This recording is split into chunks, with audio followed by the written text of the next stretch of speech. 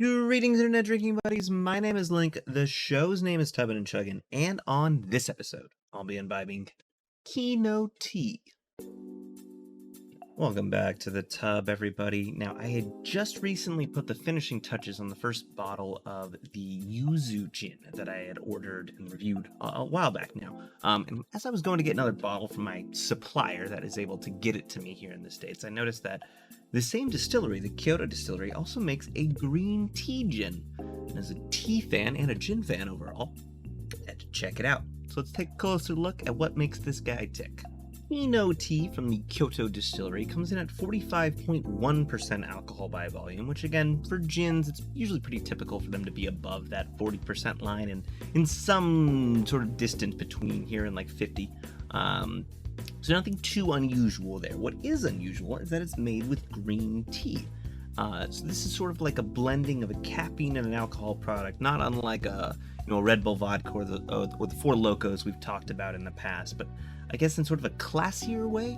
Green tea is sort of seen as this, like, it's got antioxidants, it's this good sort of caffeine drink that you can have in the morning, as opposed to like a coffee that you pour like a bunch of sugar and milk, or however people like their coffee. I don't really care, but premium product, obviously. Now, it's coming from Kyoto, so it's probably a little bit cheaper to get there. Here, you have to go through an importer of sorts, so I'll list some prices that I found for it. It does come in at just the 700 milliliters as opposed to the typical 750 milliliters that we might expect from a fifth.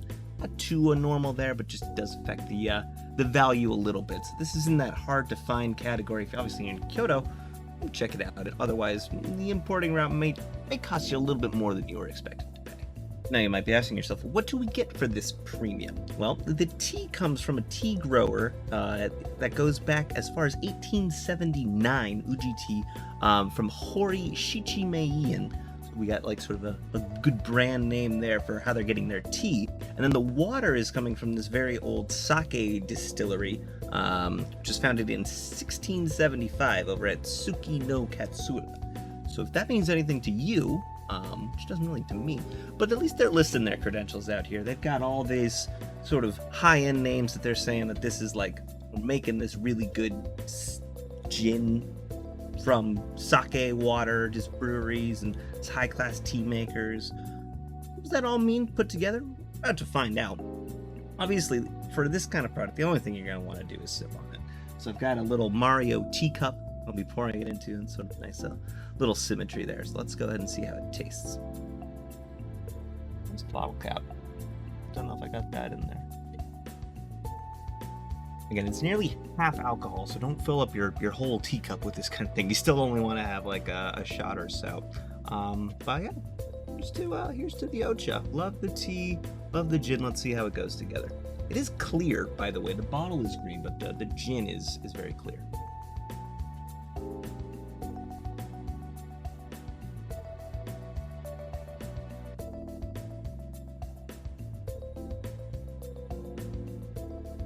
I'm gonna put the I don't know what I expected meme up here.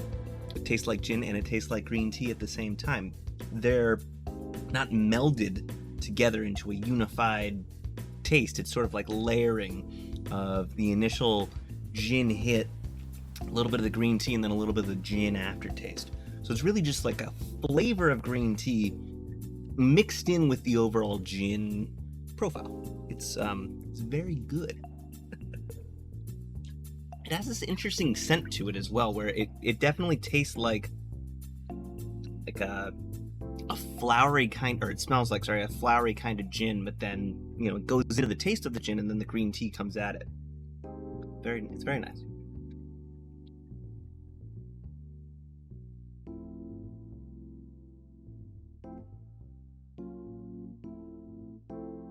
The green tea itself is sort of like I'm not really great at describing teas. It feels more like a loose leaf green tea than like sort of a tea bag green tea. If that helps your sort of distinguishing feature from it. It's like, I guess, crafted as opposed to mass produced is the way I would describe the tea. But it's not there for very long. Again, it's sort of just like a spike in the middle of the overall taste.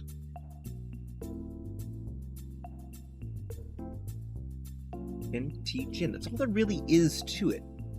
It's not that the gin is, I guess, overwhelming, like a very florally overt gin, like the smell might lead you to believe.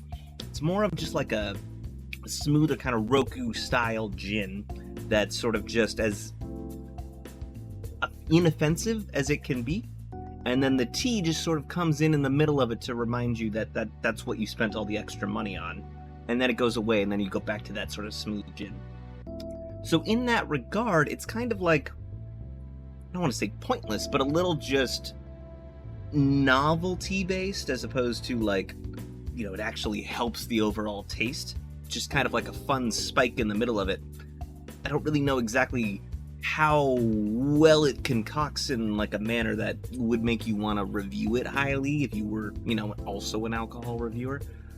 But it's fun enough that I think you could bring it out and be like, hey, taste this green tea gin. And people will be like, whoa, yeah, that's a green tea gin. But also kind of why? I guess it's just like sort of a weird, fun thing that they put together. And they did it as well as they could. I just don't necessarily know if I see the point. Obviously, if you're getting this there, it's a little bit not as expensive, not as sort of overtly out of the way to get, but with the importing process, it's just sort of a fun novelty. I can't really recommend it to purchase for just anybody out there, but it's like a fun little thing.